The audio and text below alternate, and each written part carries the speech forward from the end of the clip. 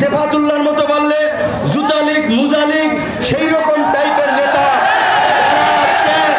যাদের আজকে পাখনা গজিয়েছে, পাখনা ভেঙে যাবে। পরিষ্কারভাবে বলে দিচ্ছি, শেখ হাসিনা খুব অহংকার করে বলেছিল আমি শেখ মুজিবের কন্যা, আমি দেশ ছেড়ে পালাই না। কিন্তু এই দেশের জনগণ যখন রাস্তায় নেমে এসেছে, শেখ হাসিনা ঠিকই রাস্তায় থেকে পালিয়েছে।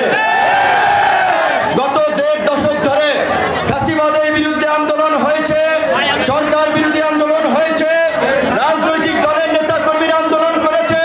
শেখ হাসিনার পতন ঘটাতে পারেন নাই। ছাত্র জনতা সাধারণ মানুষ যখন রাজপথে নেমে এসেছে, বুলেটের সামনে দাঁড়িয়ে গেছে, তখন শেখ হাসিনা এবং স্বৈরাচারের পতন হয়েছে। গত 53 বছরে এই দেশের মানুষ অনেক স্বৈর শাসক, অনেক ভোটাধিকার হরণকারী, ভোট ডাকাত, প্রাচীর শক্তিকে দেখেছে। পরিষ্কার কথা, এই দেশের তরুণরা বারবার রক্ত দিয়েছে, জীবন দিয়েছে। কিন্তু আগামীতে এই দেশের তরুণরা কারো ক্ষমতায় সিঁড়ি হওয়ার জন্য রক্ত দিবে না, জীবন দিবে না। এই দেশের তরুণরা কারো লাঠিয়াল বাহিনী হওয়ার জন্য জীবন দেবে না, রাজপথে নামবে না।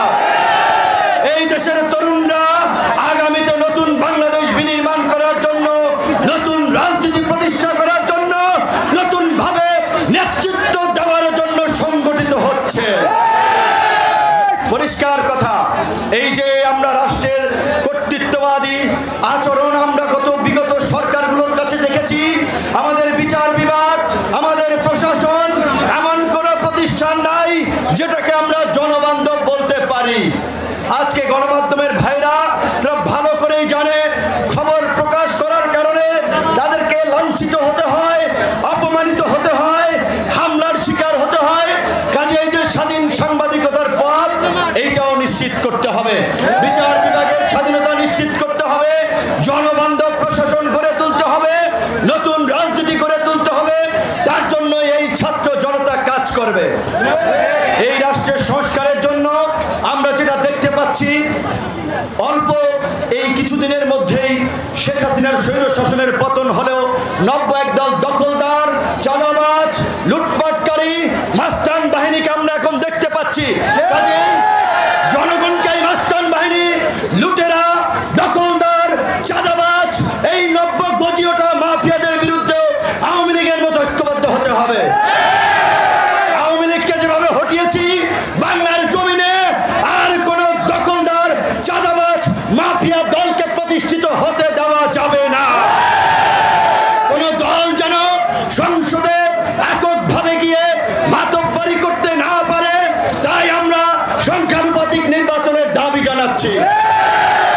এই সংসদকে কার্যকর সংসদ করা, জনগণের প্রতিটি ভোটের মূল্য দেওয়ার জন্য প্রত্যেকটি রাজনৈতিক দল যারা যে অনুপাতে ভোট পাবে, সেই অনুপাতে তাদের প্রতিনিধিত্ব সংসদে থাকবে। এক দল এককভাবে ক্ষমতায় গেলে কি হয়, সেইটা আমরা গত 50 বছরে দেখেছি। আর কোন দলকে এককভাবে ক্ষমতায় নিয়ে আমরা স্বৈরাচার ফ্যাসিবাদী হতে দেব না, দেব না। গণ অধিকার ট্র্যাক প্রতীকে নির্বাচিত হয়েছে। বিএনপি সহ 42টি দল আমরা যুগপৎ আন্দোলন করেছি। কিন্তু দুঃখের বিষয়, এই ক্ষমতায় যেতে না যেতেই বিএনপি নেতা কর্মীদের চেহারার বদল আমরা দেখতে পাচ্ছি। আওয়ামী ফ্যাসিবাদের প্রতিধ্বনি তাদের কর্মকাণ্ডে আমরা শুনতে পাচ্ছি। কাজী পরিষ্কার কথা, বিএনপি যদি এটা উপলব্ধি করে, যারা আন্দোলন করেছে বিগত 1.5 দশক, রক্ত দিয়েছে, তাদের নিয়ে জাতীয় সরকার করবে, তাদের মূল্যায়ন করবে, তবেই বিএনপির সাথে জোট হবে, বিএনপির সাথে রাজনৈতিক সমঝোতা হবে। অন্যথায় বিএনপির বাইরে বিকল্প জোট হবে, বিকল্প শক্তিকে নিয়ে এককভাবে নির্বাচন করা হবে। অনেক দিন ধরে বলে আসছি, ওই সেই ঐতিহাসিক শেখ সাহেবের কথার মতো চোরায় নাহি শুনে ধর্মের কাহিনী বারবার বলে আসছি। আওয়ামী দখলদার চাঁদাবাজদের হটিয়েছি, পত্রিকা অফিস দখল হয়ে যাচ্ছে, গার্মেন্টস মিল ফ্যাক্টরি দখল হয়ে যাচ্ছে, ব্যবসা প্রতিষ্ঠান দখল হয়ে যাচ্ছে, মানুষের গেট দখল হয়ে যাচ্ছে, চর দখল হয়ে যাচ্ছে। এই দখলদারির জন্য ছাত্র জনতা জীবন দেয় নাই।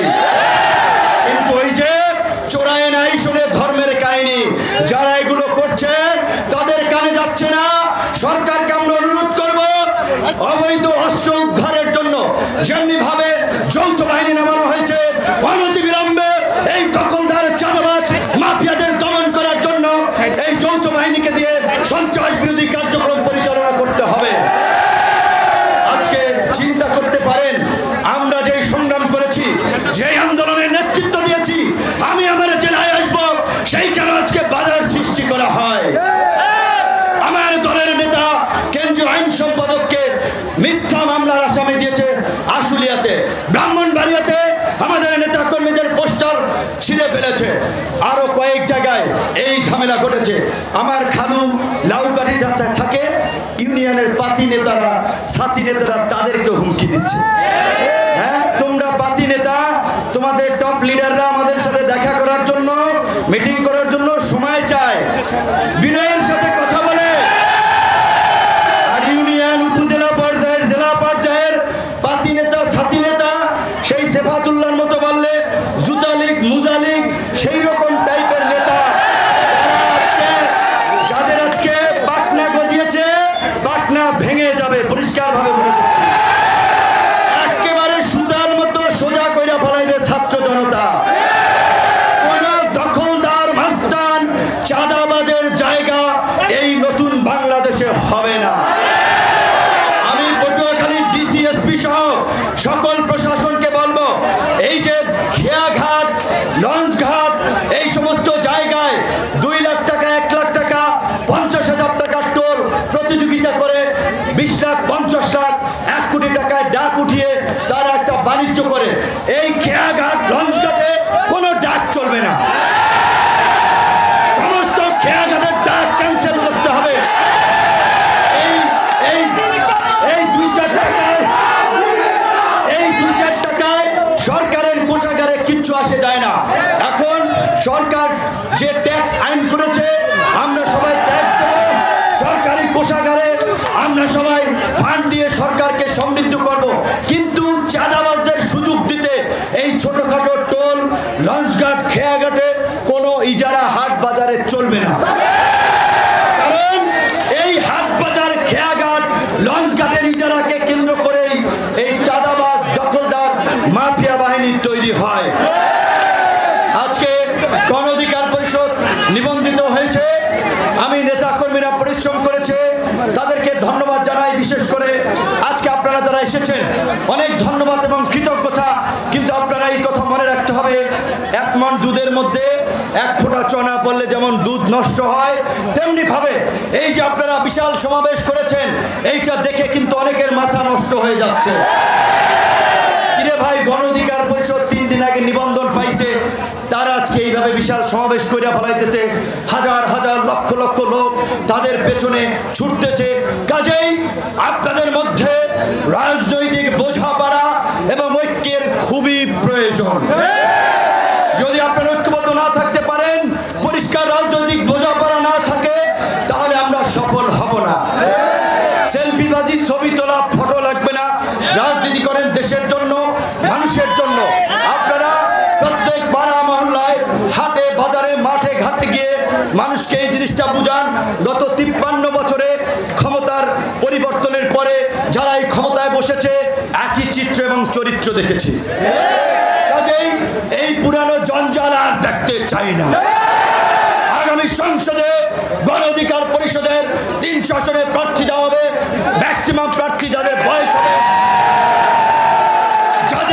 হবে 30 থেকে 40-50-এর মধ্যে। কারণ আগামী ডিজিটাল বলেন, স্মার্ট বাংলাদেশ বলেন, তার জন্য তরুণদেরকে সংগঠিত হতে হবে। কাজেই যারা এমপি নির্বাচন করবেন, উপজেলা নির্বাচন করবেন, পৌরসভার নির্বাচন করবেন, এখন থেকে জনগণের কাছে যেতে হবে, জনগণের কাছে নিজেকে তুলে ধরতে হবে। 10টা মোটরসাইকেল নিয়ে শোডাউন দিলেই জনগণ আপনাকে ভোট দিবে না। পায়ের উপরে পা ফালাইয়া সিগারেট টানলি কিংবা 50 জন ছেলেপেলে কিনে রাউন্ড দিলেই জনগণ ভোট দিবে না। জনগণের জন্য কাজ করতে হবে, জনগণের মনে জায়গা করে নিতে হবে, সেটা কাজের মাধ্যমে। কাজেই ছাত্রলীগ, যুবলীগ, আওয়ামী লীগ যে ফ্র্যাঙ্কেন স্টাইলে রাজনীতি করেছে, সেটা অনুসরণ করেন, আপনারা জনগণের দ্বারা প্রত্যাখ্যাত হবেন। আপনাদের প্রতি অনুরোধ থাকবে, আপনারা জনগণের সমস্যা নিয়ে কথা বলেন, জনগণের পাশে থাকেন, জনগণের জন্য কাজ করেন।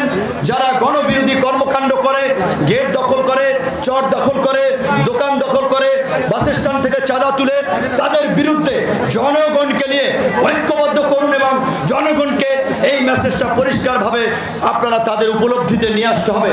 এই সাধারণ জনগণেরই অসাধারণ ক্ষমতায় আছে, তাদের ভোটে জনপ্রতিনিধি, সেটা মেয়র হোক, কাউন্সিলর হোক, চেয়ারম্যান হোক, এমপি হোক, নির্বাচিত হয়।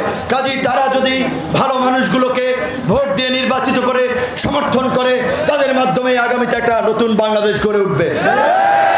সেই ক্ষেত্রে নিজের ঢোল নিজে পিটাইয়া বলবো না আমরাই সর্বসেরা, আমরাই সবচেয়ে ভালো। আমার কথা, আমাদের কথা হচ্ছে, যারা ভালো কাজ করে, যারা ভালো মানুষ, যাদের দ্বারা সমাজ এবং রাষ্ট্র উপকৃত হবে, তাদেরকে আপনারা বাছাই করুন, তাদের পেছনে থাকুন, তাদেরকেই ভোট দেন। পরিশেষে আজকের এই প্রোগ্রামটি দেখেছেন দূর দূরান্ত থেকে আসায় অনেক লেট হওয়ায় আসলে অল্প সময় শেষ করতে হয়েছে। প্রোটোকল মেনটেন করে আমাদের অনেক নেতাকর্মী যারা দীর্ঘদিন ধরে হামলা মামলার শিকার হয়ে আমাদের ছাত্র যুব শ্রমিক অধিকার পরিষদের নেতৃবৃন্দ এই সংগঠনকে আগলে রেখেছে, এই গত বছরও এই আপনারা আমাদের অফিসে হামলার শিকার হয়েছে। এইভাবে যারা সারা বাংলাদেশকে সংগঠনকে আগলে রেখেছে, গড়ে তুলেছে, তাদেরকে ধন্যবাদ দিয়ে সাংবাদিক ভাই বন্ধুরা যারা আমাদের মতো তরুণদের উত্থানকে ইতিবাচকভাবে প্রচার করেছেন, তুলে ধরেছেন, আপনাদেরকেও একটা কথা বলবো, এই মুহূর্তে সরকার, প্রশাসন, রাজনৈতিক দলের পাশাপাশি রাষ্ট্রের চতুর্থ স্তম্ভ হিসেবে, ওয়াচডগ হিসেবে গণমাধ্যমকে অন্যায়, অবিচার, দুর্নীতি, দুঃশাসনের বিরুদ্ধে সোচ্চার থাকতে হবে।